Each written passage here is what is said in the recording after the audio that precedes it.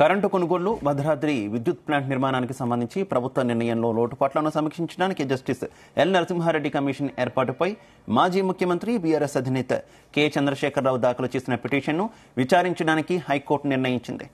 Registry అభ్యంతరాలను తోసిపుచ్చుతూ number కేటాయించాలని ఆదేశాలు జారీ చేసింది.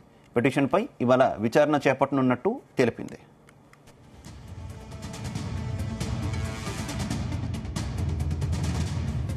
జస్టిస్ ఎల్ నరసింహారెడ్డి కమిషన్ ఏర్పాటును సవాల్ చేస్తూ కేసీఆర్ దాఖలు చేసిన పిటిషన్ విచారణార్హతపై రిజిస్ట్రీ అభ్యంతరాలు వ్యక్తం చేసింది. దీనిపై ప్రధాన న్యాయమూర్తి justice Alok Aradhe, justice J Anil కుమార్లతో కూడిన ధర్మాసనం విచారణ చేపట్టింది. రాజకీయ కక్షతో కమిషన్ను ఏర్పాటు చేశారని కేసీఆర్ తరపు న్యాయవాదులు వాదనలు వినిపించారు. అయితే విచారణ చేపడితే ఏమవుతుందని ధర్మాసనం ప్రశ్నించింది. కమిషన్ నివేదికను అసెంబ్లీకే సమర్పిస్తుంది కదా, అందులో ఇబ్బంది ఏముందని అడిగింది. కమిషన్ ఏర్పాటు చేసిన తీరుపై అభ్యంతరాలున్నాయని న్యాయవాది వివరించారు. ఇక కేసీఆర్ కు ఏప్రిల్ 14న కమిషన్ నోటీసులు జారీ చేసింది. ఎన్నికల ప్రచారంలో ఉన్నందున గడువు కావాలని ఆయన లేఖ రాశారు. దీనికి ఆమోదించిన కమిషన్ విచారణను వాయిదా వేసింది. కమిషన్ తన ముందున్న వివరాలతో నివేదికను రూపొందించి ప్రభుత్వానికి సమర్పించాల్సి ఉంది.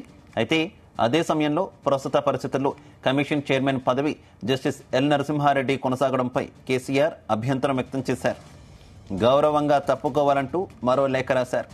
నిష్పాక్షిక విచారణ కొనసాగించకపోవడంతో ఆయనను వ్యక్తిగత హోదాలో ప్రతివాదిగా చేర్చాల్సి వచ్చింది. ఇక విద్యుత్ వివాదాలకు సంబంధించి ఏ అభ్యంతరం ఉన్నా రాష్ట్ర విద్యుత్ నియంత్రణ మండలిని ఆశ్రయించాల్సి ఉంది. గతంలో ఎస్ఈఆర్సీ ముందు ఫిర్యాదు చేసిన రేవంత్ రెడ్డి అప్పిలేట్ అథారిటీని ఆశ్రయించకుండా ముఖ్యమంత్రి అయ్యాక మరో కమిషన్ ఏర్పాటు చేయడం రాజకీయ కక్షలో భాగమేనని కేసీఆర్ పిటిషనర్ న్యాయవాది వివరించారు.